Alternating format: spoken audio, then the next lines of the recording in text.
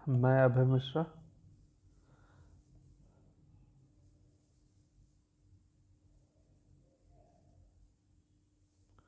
अपने चैनल पर वेलकम करता हूँ। और आज हम राकेश यादव सर के क्लास नोट्स जो मैथ्स के हैं उनका टॉपिक मेंस्ट्रुएशन का 2D शुरू करने वाला हूँ। और मेरी कोशिश रहेगी इसमें जितने भी क्वेश्चंस हैं वो सब आपको बताया जाए, सो दैट आने वाले समय में जब आप किसी एग्ज़ाम में बैठने वाले होंगे या किसी भी एग्ज़ाम की प्रिपरेशन कर रहे होंगे, तो जब आपका एग्ज़ाम होगा उसके 1-2 दिन पहले अगर आप इन नोट्स को देख भी लेंगे तो आपके जितने भी कॉन्सेप्ट्स हैं वो सब रिवाइज हो चुके होंगे। रीज़न क्या है कि जब आप प्रिपरेशन कर रहे होते हैं तो एक तो एंड ऑफ द यही कह सकते हैं कि एग्ज़ाम की डेट पर जिस दिन आपका एग्ज़ाम होता है उसके 1 दिन पहले से ही आपको ऐसा लगता है कि आपकी कोई तैयारी नहीं हुई है और आप अपने आप में डिमोटिवेट फील करते हैं। तो उन सब समस्याओं से बचने के लिए हमारी कोशिश रहेगी कि आप इन सब चीज़ों को समझें और अपने पास इनके नोट्स भी बनाएं, क्योंकि जब आप 1 दिन पहले ऐसा फील करेंगे तो आपके लिए सबसे बेहतर ये होगा कि इन चीज़ों को आप बहुत आसानी से 1 घंटे में रिवाइज कर सकते हैं। और आफ्टर रिवीजन आपको ऐसा महसूस होगा कि आपके सभी भी क्वेश्चंस और सभी कंसेप्ट्स रिवाइज हो चुके हैं। और जब आप ऐसा महसूस करेंगे तो आप अच्छा महसूस करेंगे और अच्छा परफॉर्मेंस भी एग्ज़ाम में कर पाएंगे। तो इन्हीं शब्दों के साथ शुरू करते हैं और देखते हैं। समबाहु त्रिभुज की बात कर रहा है। समबाहु त्रिभुज क्या होता है? इक्विलैटरल ट्रायंगल इसे बोलते हैं। ठीक है, राइटिंग पर ध्यान मत दीजिएगा। मेरी कोशिश रहेगी जल्दी से जल्दी चीज़ों को ख़त्म किया जाए और आपको बेहतर बनाया जाए। ठीक है, इक्विलैटरल ट्रायंगल क्यों इसे बोला जाता है? क्योंकि इसकी तीनों साइड्स बराबर होती हैं। अगर ये ए होगी तो ये भी ए होगी और ये भी ए होगी।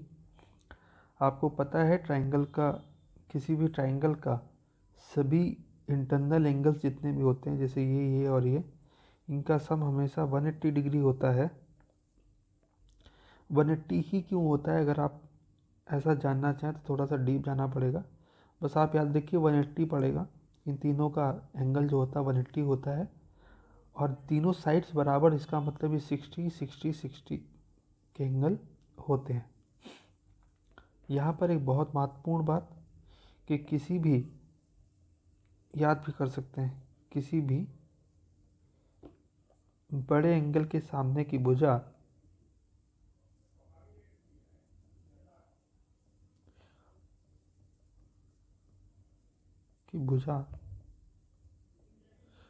छोटे कोण के सम्मुख या सामने, दोनों एक ही चीज़ होती हैं,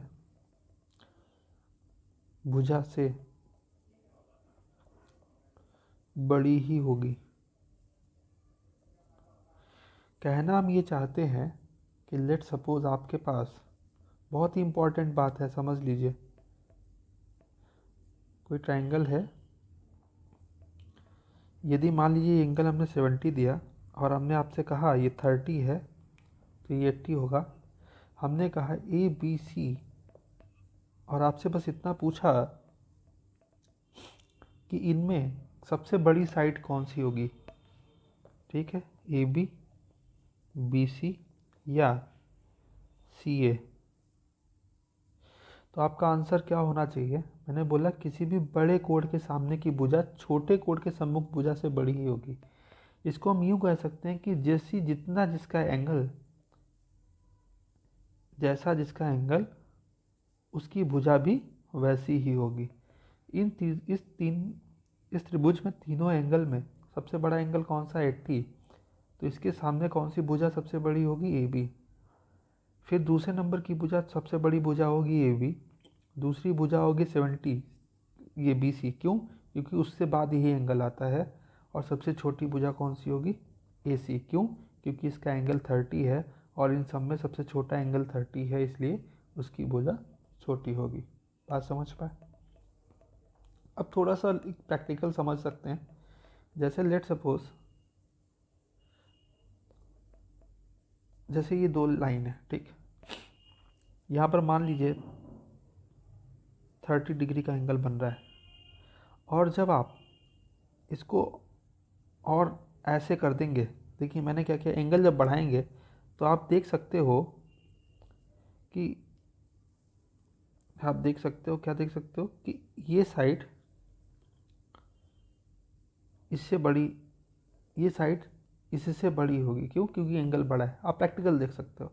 यही बात हमने ऊपर बताई कि अगर आपको किसी त्रिभुज में पता करना हो सबसे बड़ी भुजा कौन सी होगी, तो बस आपको उसके सामने का एंगल पता करना है।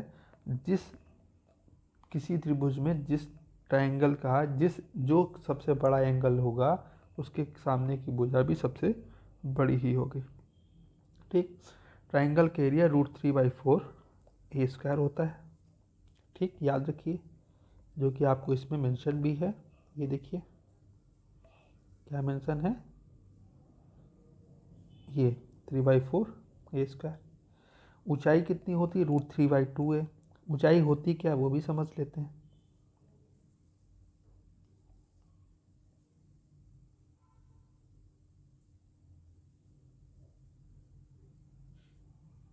ये ट्रायंगल है, ऊंचाई जिसे बोलते हैं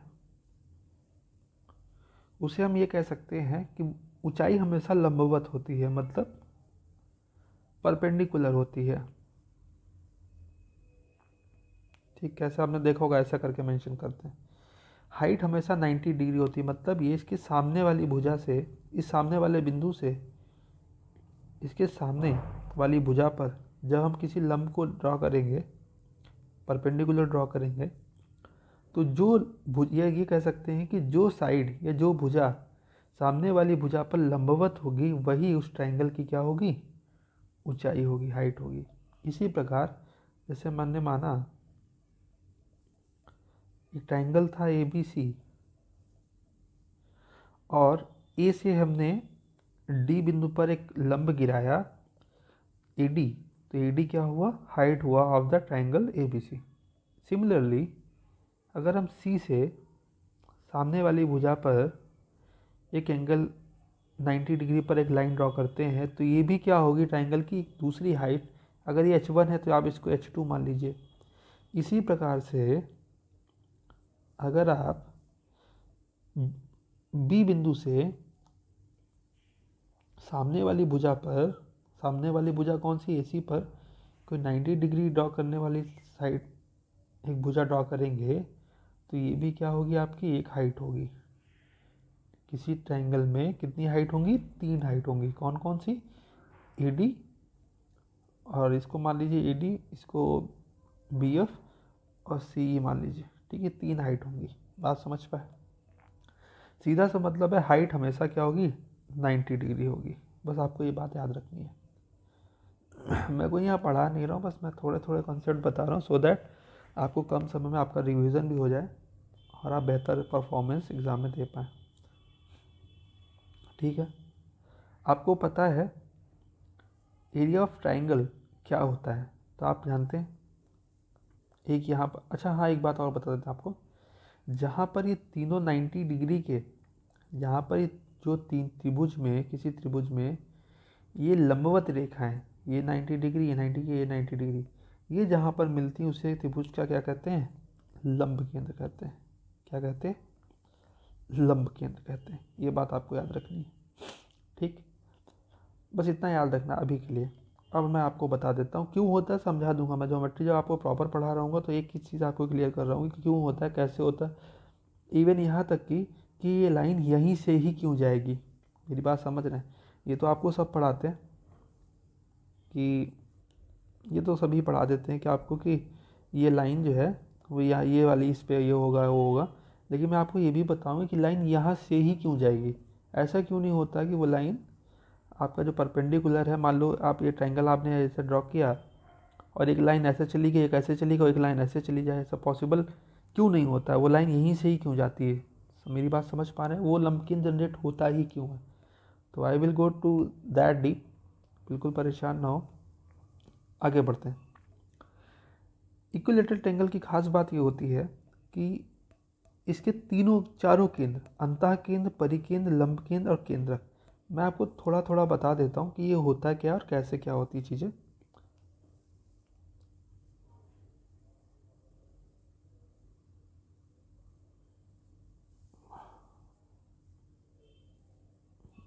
मुझे लगता है कि थोड़ा सा डायग्राम सही से करना पड़ेगा। Just a minute, I think देखते हैं कोई ऐसा कुछ इसमें मेंशन है क्या कि हम, नहीं खैर चलो मैं देखता हूँ।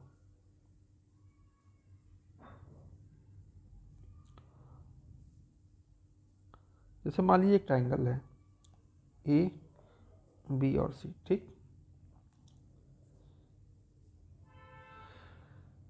किसी त्रिभुज में एक अंदर वृत्त ड्रॉ किया जाता है, वृत्त समझ रहे हैं, सर्किल, ठीक।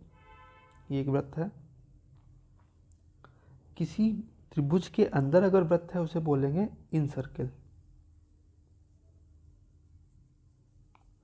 और अगर मान लीजिए इसी त्रिभुज के, मान लीजिए इसी त्रिभुज के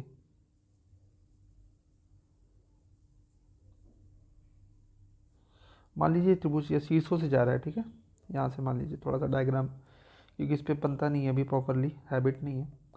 मान लीजिए अगर वो बाहर से त्रिभुज के तीनों शीर्षों से होकर जा रहा होता तो वो क्या होता, वो सरकम सर्किल होता। क्या होता, सरकम सर्किल, ठीक।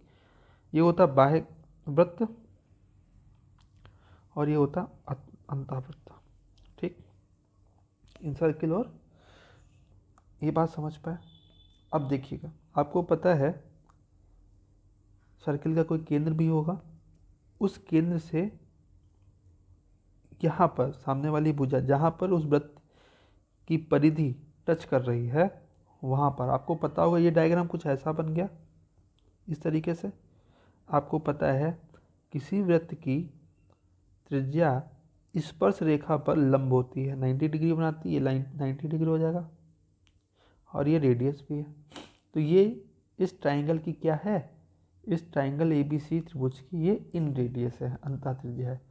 और इसी त्रिज्या की, इसी वृत्त की केंद्र से उसके शीर्ष, शीर्ष समझ रहे हैं, जहाँ पर वो मिलती है, ठीक है, ये चीज़, ये इस पॉइंट पर सी तक मिल रहा है, इसे हम क्या बोलते हैं, सरकम रेडियस। कैपिटल R से इसे डिनोट करते हैं और इन रेडियस को हम स्मॉल r से डिनोट करते हैं, ठीक। यहाँ पर देखेंगे R हम बताते हैं कितनी होती है, a/2√3, जहाँ पर a क्या है, उस समबाहु त्रिभुज की भुजा, ठीक है। और कैपिटल R क्या है, बाह्य त्रिज्या है, बाह्य वृत्त की त्रिज्या सरकम रेडियस है, जिसकी अगर आपको बाह्य त्रिज्या निकालनी है तो भुजा बटे √3, a/√3। ये बात समझ में आई। अब हम बताते हैं कि अंतःकेंद्र परिकेंद्र होते क्या क्या हैं। अंतःकेंद्र आपको समझ में आ गया, ये पॉइंट होता है, ठीक। ये अंतःकेंद्र। बाह्य केंद्र क्या होता है, हम कम समय में आपको थोड़ी थोड़ी चीज़ें बता देते हैं।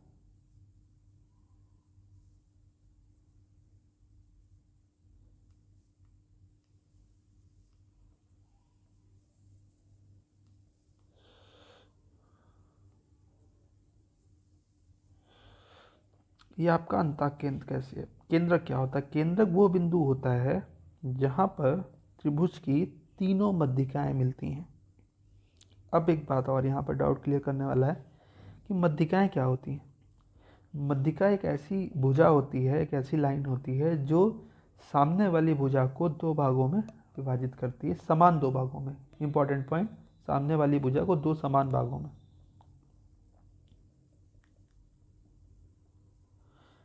मतलब ये जो AD भुजा है, AD ने BC को दो समान भागों में विभाजित किया। अगर ये x होगी तो ये भी x होगी, अगर y होगी तो ये y, ये z तो ये z। इसी प्रकार सीई ने इसको ए बी को दो समान भागों में विभाजित किया, जेड और जेड। बात समझ पाए। एक लाइन और भी होती है, इसे सेवियन बोलते हैं, जो कुछ नहीं होती है, ना वो हाइट होगी, ना ही वो आपका मीडियन होगी, ना ही ऊंचाई होगी। तो वो एक थोड़ा सा अपग्रेड वर्जन, उसको बाद में चर्चा करेंगे। ये बात समझ में, जहाँ पर इस मध्यिका की तीनों भुजाएं मिलती हैं, जहाँ पर तीनों मध्यिकाएं मिलती हैं, जिस बिंदु पर कट करती हैं, उस बिंदु को हम क्या कहते हैं? केंद्रक। उसे क्या कहते हैं? केंद्रक कहते हैं।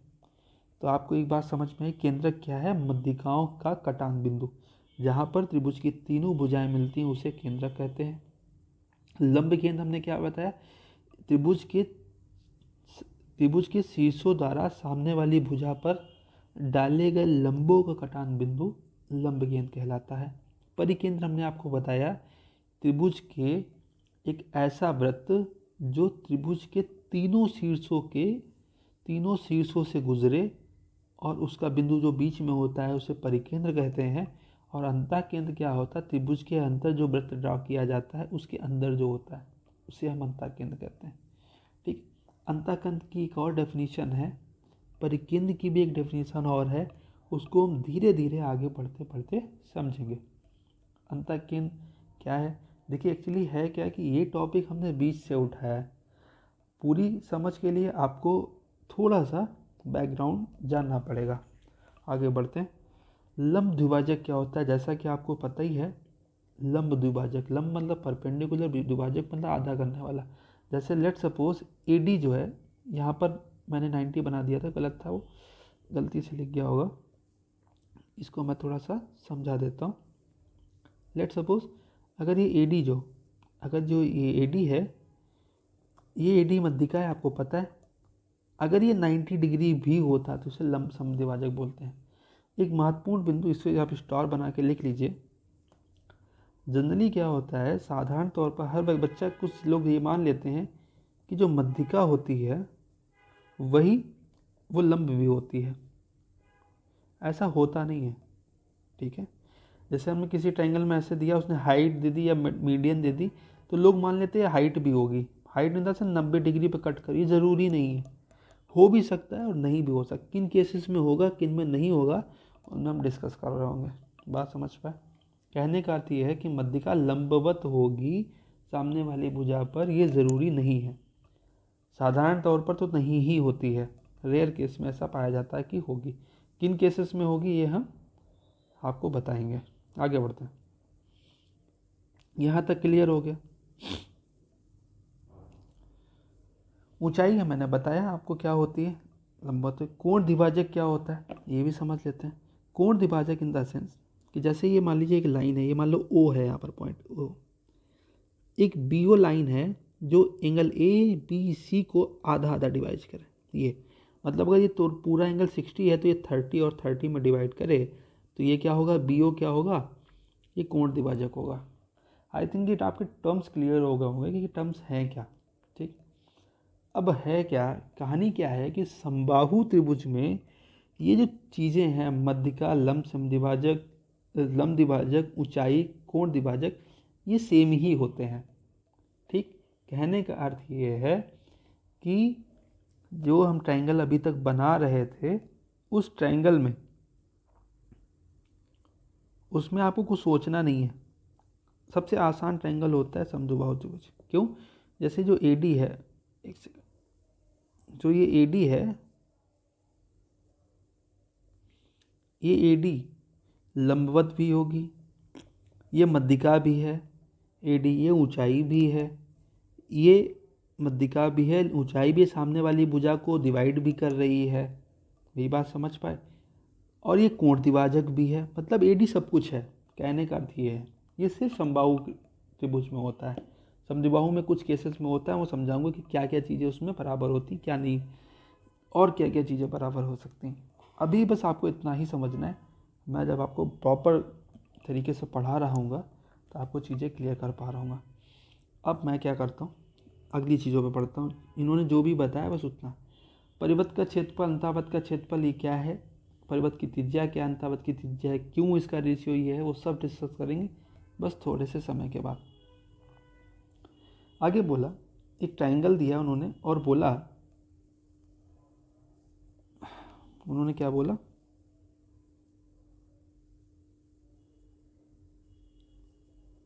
ठीक है, एक ट्राइंगल है ए बी सी मान लीजिए, इस फार्मूले को डिस्कस कर ही लेते हैं। और एक बिंदु मान लीजिए, इसका नाम मान लीजिए ओ है, ठीक है। यहाँ से आपने इसको मिलाया, आपने इसको यहाँ से मिलाया और आपने इसको यहाँ से मिलाया ऐसे, ठीक।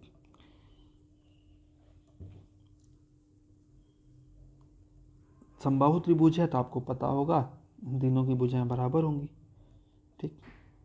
अब देखिए, उसने बोला है कि आपको अगर, हालांकि उनका सवाल कुछ और था। उनका सवाल ये है, मैं थोड़ा सा बैक कर लेता हूँ, मैं आपको बता देता हूँ पूरी कहानी है क्या, क्वेश्चन में कहना क्या चाहता है। एक बिंदु है ABC में, वो कोई बिंदु है, कौन सा है, कहाँ पर है, कुछ नहीं पता। यहाँ से हर भुजा पर, सामने वाली भुजा पर एक परपेंडिकुलर ड्रॉ किया गया, लंब ड्रॉ किया गया। इसका नाम मान लीजिए जैसे कि M मान लीजिए, M। O से AC पर ड्रॉ किया जाए, इसको N मान लीजिए। और इन्होंने इस पर ड्रॉ किया, इसको मान लीजिए P मान लीजिए, ठीक है,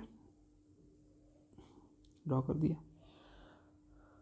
मान लीजिए OM P1 है, ये P2 है और ये P3 है। इन सब की लंबाई बता दो। OM की लंबाई P1, ON की लंबाई P2 एंड OP की लंबाई P3। आपसे उन्होंने पूछा कि एक त्रिभुज है, उसके एक त्रिभुज है, त्रिभुज के अंदर एक वृत्त, एक बिंदु है जहाँ से तीनों भुजाओं पर, उसके सम्मुख भुजाओं पर 3 लंब ड्रॉ किए जाते हैं, P1, P2 और P3। और त्रिभुज की भुजा, समबाहु त्रिभुज की भुजा A है, तो आप उस ट्राइंगल का एरिया बता दीजिए, ठीक। या उन्होंने एरिया ए साइड नहीं दिया, या उन्होंने एरिया दे दिया, साइड पूछ ली। एरिया तो नहीं, देखिए सीधी सी बात है, आपको साइड अगर दे दी तो एरिया तो आप निकाल ही लेंगे। वो आपसे साइड पूछेगा, एरिया दे देगा, तो वहाँ से निकाल सकते हैं, ठीक है। या मान लो कुछ भी वो बनाएगा, मैं समझाऊंगा कैसे बनाएगा। आगे बढ़ते हैं। अगर इसमें रिलेशन क्या है, हमें सबसे पहले संबंध स्थापित करने पर कोशिश करनी है कि संबंध बनेगा कैसे। देखते हैं। आपको पता है कि आप यहाँ से थोड़ा सा इसको ड्रॉ करेंगे और इसको ऐसे ऐसे लाइन ड्रॉ करेंगे और ए को ओ से मिलाएंगे, तो आपको क्या मिलने वाला। अगर आप बी ओ और ओ सी, ये देखिए ट्राइंगल मैंने क्या किया, इसको इस वाले ट्राइंगल को पूरा उठा के ऐसे ड्रॉ कर लिया, ओ बी एंड सी, और उससे हमने एम पॉइंट पे जो परपेंडिकुलर ड्रॉ किया था वो ये P1 था, ठीक। और आपको ये साइड पता है क्या है, ए। आप एक बात बताइए, आपको पता है कि किसी भी ट्राइंगल में अगर हाइट पता है और बेस पता है तो ट्राइंगल का एरिया आप निकाल लेंगे आसानी से। क्यों? क्योंकि आपको पता है ट्राइंगल का area half base into height होता है। बेस आपको पता है, हाइट आपको पता ही है, P1 है, तो इसका एरिया कितना हो जाएगा, निकालेंगे half A into P1। Similarly इसका एरिया अगर आपसे पूछेगा, आप क्या करोगे, इस आप 1/2 A इंटू P2। सिमिलरली इसका भी एरिया आप क्या निकालोगे, यही half base upon height A into P3, इस तरीके से निकाल लेंगे। इन तीनों का एरिया जब आप ऐड करोगे, AP1 plus half AP2 plus half AP3, हमने क्या किया, इन तीनों का एरिया क्या इस पूरे ट्राइंगल के एरिया के बराबर है कि नहीं, बिल्कुल कहोगे आप। और आपको मैंने अभी पहले बताया कि ट्राइंगल का एरिया क्या होता है, √3/4 A²। इन तीनों का एरिया इसके बराबर कर दिया। यहाँ से ए कॉमन लेके कैंसिल आउट करेंगे, ये कैंसिल आउट कर देंगे तो बनेगा P1 plus P2 plus P3, half common ले लिया था, हाफ ए कैंसिल कर दिया, √3/4। 2 से 2 टाइम्स जाएगा तो हम कह सकते हैं कि P1 plus P2 plus P3 equal to √3/2A। यदि हमसे ए पूछ लेता तो हम कहते ए बाई ए बराबर 2/√3 P1 plus P2 plus P3। अब आपसे क्वेश्चन कैसे पूछेगा वो देखिए। आपसे कहेगा एक त्रिभुज है, एक समबाहु त्रिभुज है जिसमें एक बिंदु एक बिंदु है O, जहाँ से सामने वाली भुजा पर P1 या निश्चित हाइट के लंब गिराए जाते हैं, उस त्रिभुज की भुजा बता दीजिए। आपसे बस इतना सा सवाल पूछेगा, ठीक है। तो आप कैसे निकालेंगे, ये निकाल लेंगे इजीली, ठीक है। यहाँ से एक सवाल ये भी बन सकता है कि सामने वाली एक त्रिभुज है, वहाँ पर एक निश्चित कोई बिंदु है, वहाँ से सामने वाली भुजा पर लंब गिराए जाते हैं, उस ट्रायंगल का एरिया पूछ लेगा। आप साइड इससे निकाल ही लेंगे और आप उसका एरिया निकाल रहे होंगे √3/4 करके। बात समझ पाए। देखिए इसमें क्वेश्चन इन्होंने दिया भी है, डिस्कस कर लेते हैं। उस समबाहु त्रिभुज का क्षेत्रफल ज्ञात करो जिसमें किसी बिंदु से 3 लंब, ये देखिए भाई सवाल समबाहु त्रिभुज का क्षेत्रफल पूछ लिया। साइड आपको पता करनी है तो आपको पता formula a/2√3 P1 P2 P3। Triangle मान लीजिए, मैं थोड़ा सा डायग्राम से समझाता हूँ आपको, बहुत ही आसान तरीके से।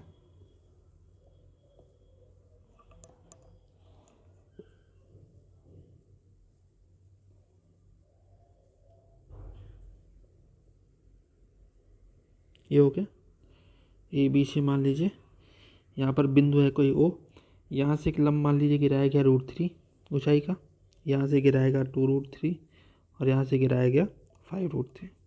एरिया पूछा, आपको पता है साइड बराबर 2/√3 P1 plus P2 plus P3। P1 plus P2 P3 निकालेंगे। P1 कितना है √3, P2 2√3 प्लस 5√3 P3 था। सॉल्व कर रहे होंगे 2/√3, ऐड करेंगे 2√3 प्लस √3 3√3 प्लस 5 8√3, मल्टीप्लाई के 2 से 16√3/√3 कैंसल आउट हो जाएगा, 16 आ गया। ये कितना आ गया 16। साइड एरिया निकालना ट्राइंगल का, आपको पता है एरिया, ट्राइंगल का एरिया क्या होता है √3/4। समबाहु त्रिभुज का एरिया क्या होता है √3/4 साइड स्क्वायर, √3/4 ए स्क्वायर। 16 का स्क्वायर कितना होता है 256। 4 से काटेंगे कितना बनेगा 64 √3 आपका आंसर आ जाएगा, ठीक। तो यहाँ तक क्लियर हुआ। आज के लिए बस इतना ही रखते हैं, और क्योंकि छोटा वीडियो रखना चाहते हैं, ज़्यादा लेंदी नहीं।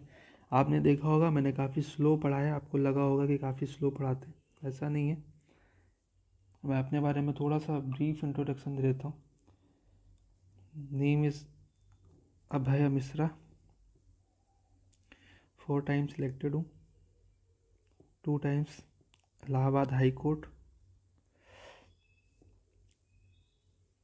ठीक है। 2019 एंड 20 बैच, 2019 CGL सिलेक्टेड हूँ, 2020 CGSL सिलेक्टेड हूँ, 2021 में चांसेस से उसको छोड़ दिया था। 2019 के विषय में बता देता हूँ, मेंस के विषय में। 2019 मीन्स 188.5 आउट ऑफ 200 मार्क्स थे मेरे मैथ्स में। एग्ज़ाम वाज ऑन 15 नवंबर। बाकी 50 out of 50 in maths I have scored many times. You can see on YouTube, my YouTube channel. There is a shorts video where you can find the screenshot of the marks. Okay, so I think I can guide you well. अगर आपको समझ में आता है तो बहुत अच्छी बात है, और उम्मीद करता हूँ ये वीडियो आपको अच्छा लगा होगा। I need your support. Without your support I can't do anything. So I think you will support me. और देखते हैं, लाइक करिए, अच्छा लगे तो, ज़बरदस्ती नहीं है, एंड शेयर कर सकते हैं, एंड सब्सक्राइब ज़रूर करिए, क्योंकि जो आजकल का ट्रेंड है, बच्चे उधर ज़्यादा जाते हैं जिनको जिधर भीड़ ज़्यादा होती है। क्वालिटी का महत्व शायद कुछ कम है, क्वांटिटी को लेके बच्चे ज़्यादा परेशान रहते हैं। तो खैर जो भी है, और हाँ, इस चैनल पे आपको लाइव वीडियोस भी मिलने वाले हैं जिसमें हम लाइव मॉक टेस्ट को अटेम्प्ट कर रहे होंगे, ठीक है, जो आपके वीकली ओनली बोर्ड पे आते हैं, ठीक है। तो आपको स्ट्रैटेजी भी साथ साथ जानने को मिलेगी और ये भी सीखने को मिलेगा कि किन क्वेश्चंस को आपको वन गो में करना है, किन क्वेश्चंस को नहीं करना है और किन क्वेश्चंस में कुछ बेहतर अप्रोच लगा सकते हैं भी या नहीं। तो खैर आज के लिए बस इतना है। Thank you so much and take care.